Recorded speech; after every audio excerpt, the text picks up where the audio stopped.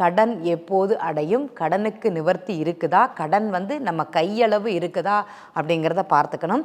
கடனுக்கு உரிய ஒரு பரிகாரம் அப்படிங்கிறது எடுத்திங்கன்னா எல்லாருமே பண்ணலாமானா கண்டிப்பாக எல்லாருமே பண்ணலாம். இந்த ஆஞ்சநேயர் வழிபாடு அப்படிங்கிறது ரொம்ப ரொம்ப முக்கியம். அதே மாதிரி கணபதி வழிபாடு அப்படிங்கிறத பண்ணுங்கள். இன்றைக்கி எல்லாருமே என்ன செய்கிறாங்கன்னா பிள்ளையாரை முழு முதற் கடவுள் அப்படிங்கிற ஒரு தன்மை மட்டும்தான். ஆனால் அவர் அந்த கடனை தீர்ப்பதற்கு அந்த கர்மகாரகன் சொல்லக்கூடிய சனி பகவானுடைய பிடியிலிருந்து இல்லைனா அந்த கர்மாவை சுமக்கணும் அப்படிங்கிற ஒரு தன்மையிலிருந்து கடன் கர்மாவானா கண்டிப்பாக கர்மா தான். நாம் செய்த செயலுக்கு அதை குறைப்பதற்காகத்தான் கடன் அப்படிங்கிற பழுவை நம்ம தூக்கிட்டு அலையிறோம். அந்த சுமையிலேருந்து இறக்கி வைக்கணும் அப்படிங்கிறது தான் உண்மை. எல்லாருக்குமே கடன் இருக்கும். கடன் இல்லாத மனிதன், நோய் இல்லாத மனிதன்கிறது கிடையவே கிடையாது.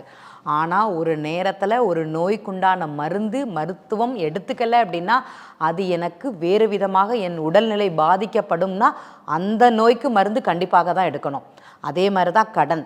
எப்போ எந்த அளவுக்கு கடன் வாங்கணும், அதோட அளவு கூடி போயிடுச்சுன்னா அதற்கான காரண காரியங்கள் இதுவாக இருந்ததுன்னா அது பயன்படுமானா கண்டிப்பாக பயன்படாது. ஒரு டூர் போகிறீங்க, அந்த காசு அங்கேயே கறி ஆயிடுது, செலவாயிருது. அந்த பைசா ஒரு அசட்ஸாக உங்களுக்கு இருக்கிறது இல்லை. அப்புறம் எதுக்கு அவ்வளோ செலவு பண்ணி போகணும்? அவ்வளோ லக்ஸரியாக அந்த பயணம்ங்கிறது தேவையா அப்படிங்கிறத யோசிக்கணும். ஏன்னா இன்றைக்கி எனக்கு கையில் இல்லை, இவ்வளோ செலவு பண்ணி போகணுமாங்கிற ஒரு தன்மை.